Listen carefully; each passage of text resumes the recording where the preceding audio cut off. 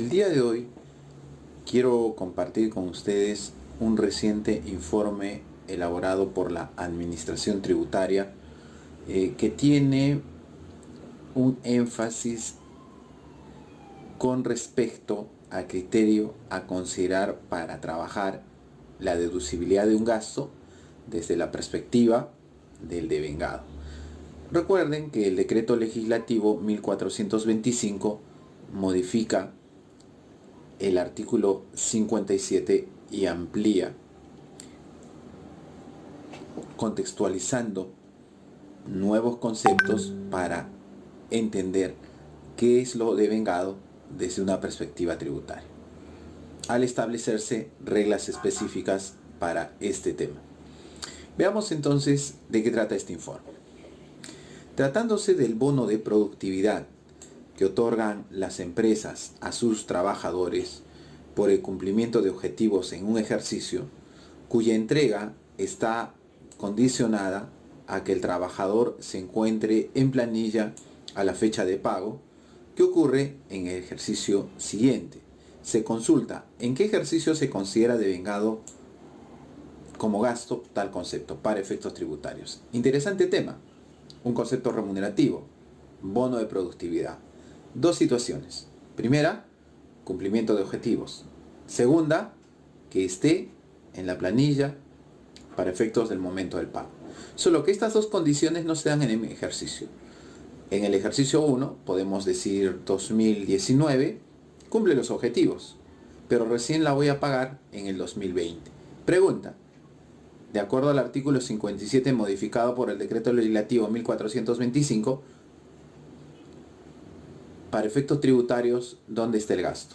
¿En el 2019 o en el 2020?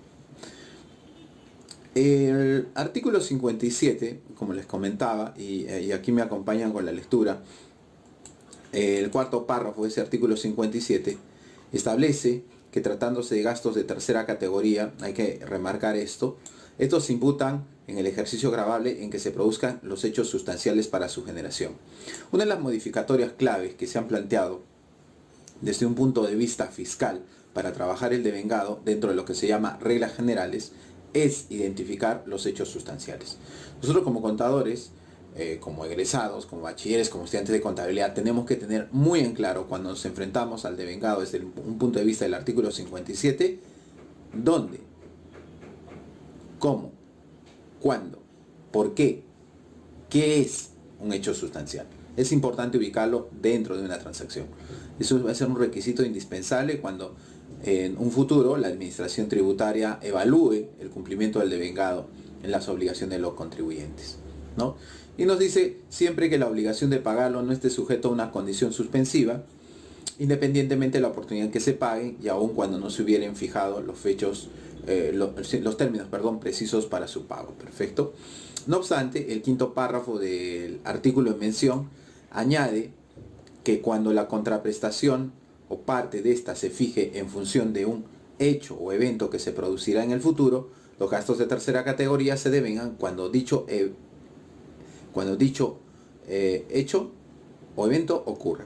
Este párrafo de acá hace condición a lo siguiente. El primer elemento, identificar hecho sustancial. Segundo elemento que hay que tener en consideración, condición suspensiva. En el sector, por ejemplo, inmobiliario, siempre nosotros hemos estado acostumbrados a condición suspensiva, que puede tributar, pero en función de que exista el bien. Pero también podríamos considerarlo desde una perspectiva en el caso del gasto, porque aplica esa regla también de condición suspensiva para el gasto.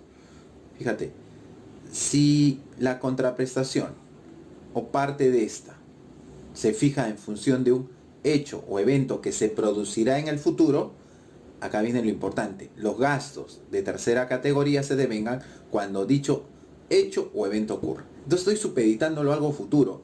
Entonces reconozco que también aquí puede producirse una condición suspensiva.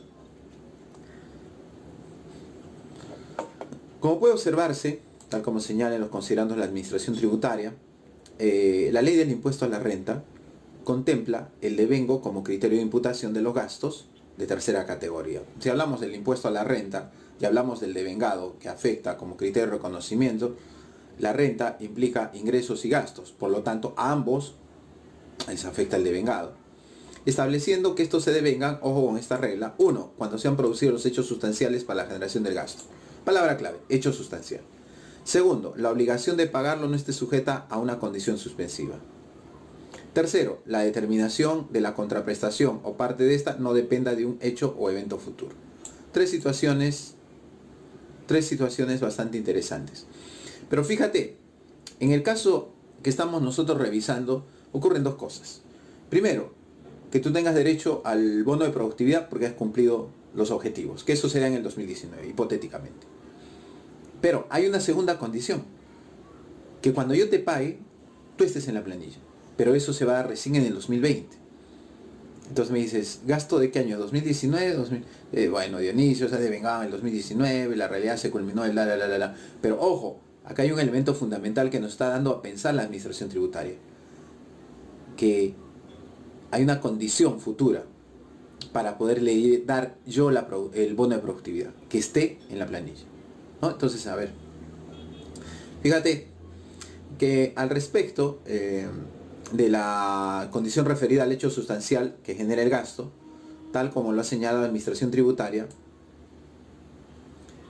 tratándose del devengo de gastos de tercera categoría, el hecho sustancial a que se refiere el tercer párrafo del inciso A del artículo 57 de la Ley del Impuesto a la Renta es aquel evento cuyo acaecimiento genera el nacimiento de la obligación de pagar un gasto. Detalle muy importante. ¿Te acuerdas que te dije que ya sea ingresos, o sea gastos, o sea la transacción que nosotros analicemos para efecto tributario, es muy importante conocer el hecho sustancial? Y en este caso, el hecho sustancial, ¿a dónde va? ¿No? Nos dice, el hecho sustancial a que se refiere el tercer párrafo del inciso A del artículo 57 de la Ley del Impuesto a la Renta es aquel evento cuyo acaecimiento genera el nacimiento de la obligación de pagar un gasto.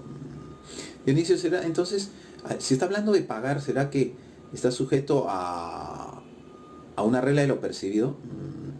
No en todos los casos, ¿no? A una condición, ¿no? En este sentido, siendo que el supuesto materia de consulta, ojo, ya precisamos, el evento que da lugar al nacimiento de la obligación de pagar, ese es el tema, la obligación de pagar el bono de productividad es el cumplimiento de los objetivos en un determinado ejercicio. Se puede afirmar que el hecho sustancial para la generación del gasto ocurre cuando los trabajadores alcanzan los objetivos previstos. Esta situación sería y calzaría perfectamente si hubiera una sola condición. Pero en nuestro caso tenemos dos. La primera es que cumplan los objetivos, que decimos que hipotéticamente está en el 2019, y la segunda es de que se dé la condición de que está en planilla, que eso se da en un ejercicio. Entonces, si fuera solo la primera, diríamos, bueno, en el 2019 se devengó. Pero no te olvides, son dos. Sigamos revisando. Sin embargo, en el supuesto bajo análisis que te comento, el pago está condicionado a que el trabajador se encuentre en planilla a la fecha en que debe realizarse el pago, lo cual se produciría en el ejercicio gravable siguiente. Claro, te digo porque si en el 2019 cumpliste tu meta, en el 2020 estamos por darte el bono, pero ojo, tienes que estar en planilla. Esa es la condición.